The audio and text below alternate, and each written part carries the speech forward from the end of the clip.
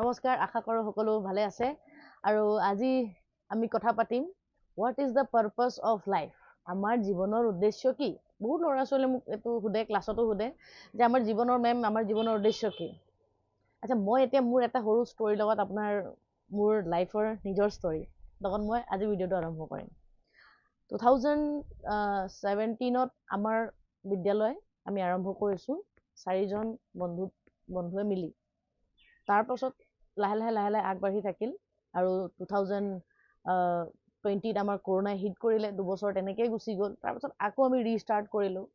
তাৰপাছত অলপমান মোৰ মনটো বেয়াও লগা ষ্টাৰ্ট হ'ল, কাৰণ 100% দিয়ে কৰি আছিলোঁ, কিন্তু ক'ৰবাত হ'লেও মনটো এটা খুঁত আছিলে। চ' মোক ৰিলেটিভ আছে, পেৰেণ্টছ আছে, সকলোৱে ক'লে যে তুমি কিয়নো কম্পিটিটিভ এক্সামৰ কাৰণে কিবা প্ৰিপেৰেশ্যন নকৰা। প্ৰথমে মই ৰেডি নাছিলোঁ, কিন্তু পাছত ভাবিলোঁ চলো সকলোৱে কৈছে যেতিয়া প্ৰিপেৰেশ্যন কৰি লওঁ। তাৰপাছত ফুল টাইম প্ৰিপেৰেশ্যন কৰা ষ্টাৰ্ট কৰিলোঁ। মানে স্কুলো যাওঁ, স্কুলৰ পৰা আহি মানে ৰাতি 3টা-4টা এনেকুৱালৈকে পঢ়া, মানে অকল 4 ঘণ্টা, 4.5 ঘণ্টা, কেতিয়াবা 5 ঘণ্টা হয়, তেনেকৈ মানে হৈ মানে প্ৰিপেৰেশ্যন কৰিলোঁ। তাৰপাছত 29 মে 2023 এক্সাম ভাল নহ'ল, ঠিকে। মানে গম পালোঁ, কিন্তু যদি মই আৰু অলপমান 100% দি 8 মান্থছ মই প্ৰিপেৰেশ্যন কৰিছোঁ নেকি চাগে, যদি দিলোঁ ডেফিনেটলি মই ক্লিয়াৰ কৰিলোঁহেঁতেন। কিন্তু এতিয়া এটা কথা আছে যে মই নেক্সট ইয়েৰ যদি প্ৰিপেৰেশ্যন কৰোঁ তেতিয়া ক্লিয়াৰ হৈ যোৱাৰ চান্সেছ আছে। তো এতিয়া কি হৈ গ'ল, নেক্সট ইয়েৰ পিছত মই প্ৰিপেৰেশ্যন কৰিব পৰা নাই। কেলৈ কৰিব পৰা নাই? মনত দুমোজা এটা আছে। যদি মই মোৰ কম্পিটিটিভ এক্সামৰ কাৰণে প্ৰিপেৰেশ্যন কৰি দিওঁ, মই তেতিয়া স্কুলক কেতিয়াও 100% মই দিব নোৱাৰোঁ। এতিয়া মই নিজকে নিজে এটা দুমোজাত আছোঁ, মই এতিয়া কি কৰোঁ? মানে মই UPSC প্ৰিপেৰেশ্যন কৰোঁ নে মই নিজৰ স্কুলটোক চাওঁ? দুটা কথা। এৰিবতো যিকোনো এটা লাগিবই, যিকোনো এটা লাগিবই। তো কোনোবাই দিনাখন কয় যে নাই, UPSC এক্সাম দিয়া, 2 বছৰ পাছত ক্লিয়াৰ হৈ যাব, তুমি তাত আৰামত লাইফ পোৱা। আকৌ এইটো কৈছে এইটো কি হ'ব, ইমান কষ্ট কৰি আমি ষ্টাৰ্ট কৰিছোঁ, ইয়াৰ কি হৈ যাব? তেতিয়া এইটো নাইকিয়া হৈ যাব। তো তেতিয়া বিভিন্ন কিতাপ পঢ়িলোঁ, কিছুমান মানুহৰ লগত কথা পাতিলোঁ, নিউজ কিছুমান চালোঁ, তেতিয়া গম পালোঁ যে মেক্সিমাম মানুহে A ক্লাছৰ জব বা ভাল 2nd ক্লাছৰ জব পায়ো তেওঁলোক ছেটিছফাই নহয়। গম পাইছেনে? পায়ো তেওঁলোক ছেটিছফাই নহয়, ৰিটায়াৰমেণ্ট লৈ, আৰু কিছুমানেতো ৰিটায়াৰমেণ্ট লৈ কোচিং ইনষ্টিটিউশ্যন খুলিছে, স্কুল খুলিছে। তো মই তেতিয়াহ'লে কাৰ পিছে ঘূৰি আছোঁ? যিটো বস্তু তেওঁলোকে পায়ো কি কৰিছে, এৰি দিছে, কাৰণ তাত তেওঁলোকৰ ছেটিছফেকশ্যন নাই। চ' মই তেতিয়া ৰিয়েলাইজ কৰিলোঁ যে আল্টিমেট মোৰ জীৱনত তেতিয়াহ'লে মই বিচাৰোঁ হেপিনেছ, আৰু মোৰ জীৱনৰ হেপিনেছটো ক'ৰ পৰা আহে? টিচিঙৰ পৰা আহে। তো আননেচেচেৰী মই মোৰ 2টা বছৰ এই কম্পিটিটিভ এক্সামত প্ৰিপেৰেশ্যন কৰি এনেই টাইম ৱেষ্ট কৰাতকৈ সেই 2টা বছৰ যদি মই এনাৰ্জি দি মই যদি স্কুলত দিওঁ, তেতিয়াহ'লে ডেফিনেটলি মোৰ স্কুলো ভাল হ'ব আৰু মোৰ হেপিনেছটো বোনাছ হিচাপে মই পামেই। আল্টিমেট সেইটোৱে লাগে। আৰু মই চিৰিয়াছলি আপোনালোকক কৈছোঁ, now I am very happy, and মই কওঁ যে মোৰ ৰিগ্ৰেট নাই, একো গিল্ট নাই। মই যেনেকৈ আছোঁ মই তাত বহুত বেছি সুখী হৈ আছোঁ। ল'ৰা ছোৱালীক লগ, মই এতিয়া গৰম বন্ধ চলি আছে, আজি ভিডিঅ' শ্বুট মই ঘৰতে কৰিছোঁ।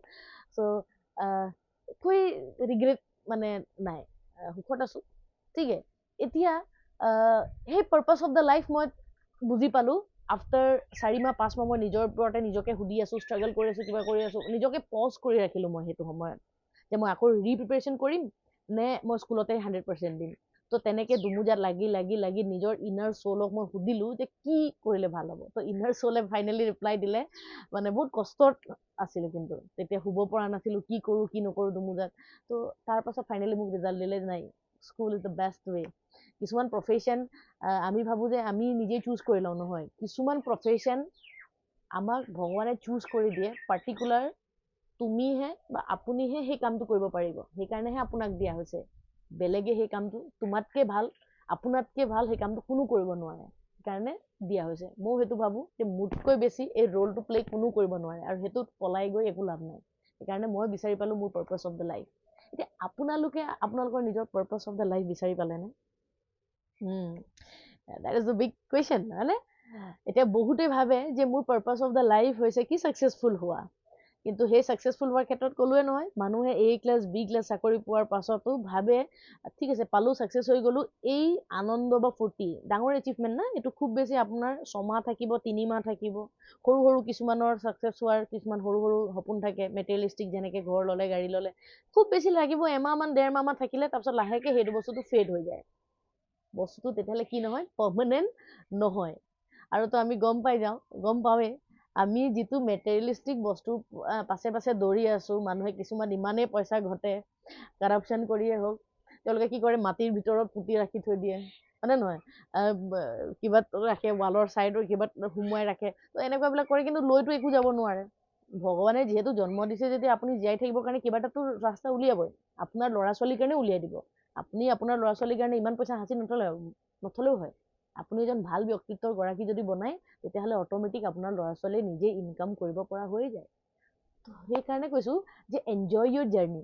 জীৱনৰ লাইফৰ জাৰ্ণিটো আমি কি কৰিব লাগে, এনজয় কৰিব লাগে, না কি মানে কিবা এটা এচিভ কৰিবলৈ যাওঁতে নিজৰ হেপিনেছ, এনজয়মেণ্টেই হওক বা নিজৰ আনন্দখিনি ছেক্ৰিফাইচ কৰি দিব লাগে।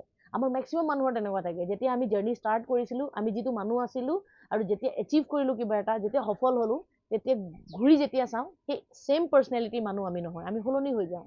তো তেতিয়াহ'লে তাৰ কি আমি হেৰুৱালোঁ ভাবিছোঁ। সেই ছাকচেছৰ সলনিত আমি নিজৰ ৰ কোৱালিটিটো আমি কি কৰি পেলালোঁ, হেৰুৱাই পেলালোঁ। তো সেই আপোনাৰ যিটো ৰ কোৱালিটি, সেই ৰ কোৱালিটিটো আপোনাৰ নিজৰ গাত ৰাখি যেতিয়া আপুনি সফল হৈছে, that is the actual success.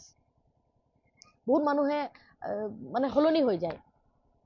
ঠিক আছে, আপোনালোকে নিজে ভাবি চাওক, যিসকল পেৰেণ্টছ আছে, ল'ৰা ছোৱালীৰ ওপৰত সপোন দেখি আছে, ল'ৰা ছোৱালীয়ে এইটো কৰিব, এইটো ল'ৰা ছোৱালীক লৈ আপুনি ব্যস্ত আছে, কিবা এটা পাম বুলি ভাবি আছে, ডাঙৰ হ'লে আপোনাক চাব, সেইটোৱে আপোনাৰ পাৰ্পাছ অফ দ্য লাইফ নেকি?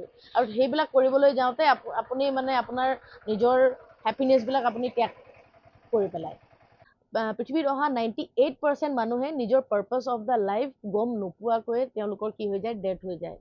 আৰু যিসকল নিজৰ পাৰ্পাছ অফ দ্য লাইফ, নিজৰ উদ্দেশ্য, জীৱনৰ উদ্দেশ্য যিসকল বুজি পাইছে আৰু তেওঁলোকে জীৱনত সফলো হৈছে, সেইকাৰণে আজিয়ে নিজৰ জীৱনৰ মানে উদ্দেশ্যটো নিজকে নিজে সুধক, বেলেগক সুধিব নালাগে, নিজকে সুধিব।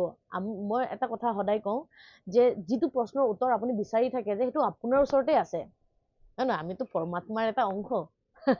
য়েছ, ডেফিনেটলি। তো আমাৰ ওচৰতে আনচাৰটো আছে, আপুনি বেলেগক বিচাৰিবলৈ যাব নালাগে, নিজকে নিজে সোধক, চাব অলপ কষ্ট হ'ব, 2 দিনমান বেছি লাগিব পাৰে, কিন্তু আপোনাৰ মনৰ ভিতৰৰ পৰাই ক'ব একচুৱেল আপুনি লাইফৰ পৰা বিচাৰে কি। ঠিক আছে, আৰু এই যিবিলাক মেটেৰিয়েলিষ্টিক বস্তুৰ প্ৰতি আপুনি আকৰ্ষিত হৈ মানে নিজৰ মানে সুখ শান্তি চব ত্যাগ কৰি দিওঁ, কাৰোবাৰ লগত কাজিয়াও লাগি যাওঁ, কাৰোবাক আমি জাজমেণ্টেল হৈ যাওঁ, আমি পাৰ্টিকুলাৰ মানুহক তই বেয়া তই ভাল সেনেকৈ আমি ডিচিশ্যন এটা দি দিওঁ, ধাব্বা এটা লগাই দিওঁ, হয়নে, ষ্টাম্প এটা লগাই দিওঁ। তো এইবিলাকৰ ক্ষেত্ৰতে এইবোৰ কৰিবলৈ গৈ আমি কি হৈ যাওঁ, আমাৰ নিজৰ একচুৱেল যিটো আইডেণ্টিটি, সেই আইডেণ্টিটিটো আমি হেৰুৱাই পেলাওঁ, আমি ডিষ্ট্ৰেক্ট হৈ যাওঁ। বিশেষকৈ মহিলাৰ ক্ষেত্ৰত কিছুমান হয়, আমি নিজৰ মানে সেই সৰু সৰু বস্তুৰ ওপৰত ইমান বেছি গুৰুত্ব দি ৰাখোঁ, একচুৱেল যিটো আমি জানিব লাগে, সেই জানিব লগা বস্তুৰ পৰা আমি কি হৈ যাওঁ, আমি বঞ্চিত হৈ যাওঁ। কোনো দিনাখনে আমি নুসুধোঁ। গ্ৰেজুৱেশ্যন কমপ্লিট কৰা মানুহেই হওক বা MA কৰা মানুহেই হওক, বহুত হাইলি কোৱালিফাইড মানুহেও এই বস্তুটো কেতিয়াও ৰিয়েলাইজ নকৰে। তেওঁলোকে দৌৰি থাকে, কিন্তু লাষ্ট এণ্ড মুমেণ্টত তেওঁলোকে ৰিয়েলাইজ কৰে এইটো কি। আপোনালোকৰ যদি গাঁৱত বা আপোনাৰ ঘৰত যদি জ্যেষ্ঠ কোনোবা মানুহ আছে, তেতিয়া বহি সুধিব যে আপুনি 70 years আজি পাৰ কৰিলে জীৱনত, আপুনি একচুৱেল ভাবেনে আপুনি জীৱনটো মানে আপোনাৰ সফল বুলি? আৰু তেওঁলোকে কেতিয়াও মিছা কথা নকয়, মেক্সিমামে সঁচা কথাই ক'ব। তেতিয়া তেওঁলোকে ক'ব যে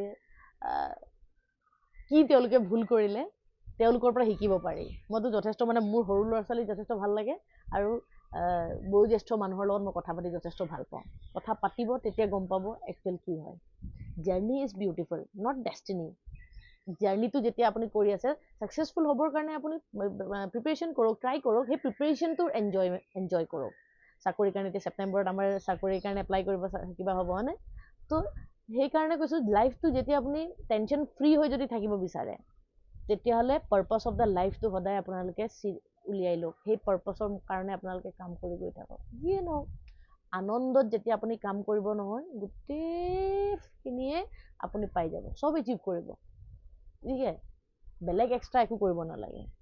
তো ডেফিনেটলি মই ক'ম যে আমাৰ জীৱনৰ উদ্দেশ্য কি হ'ব লাগে, আনন্দত থকাটোৱে হ'ব লাগে। কাৰণ सिकंदर के हौसले तो आली थे जब दुनिया चोरा दोनों हाथ খালিতে, আমিও খালী হাতেই যাম। সেইকাৰণে মেটেৰিয়েলিষ্টিক বস্তুৰ পিছে পিছে দৌৰি বা মানুহৰ কাৰোবাক খং কৰি, কাৰোবাক হিংসা কৰি, কাৰোবাক আমুক কৰি একো লাভ নাই।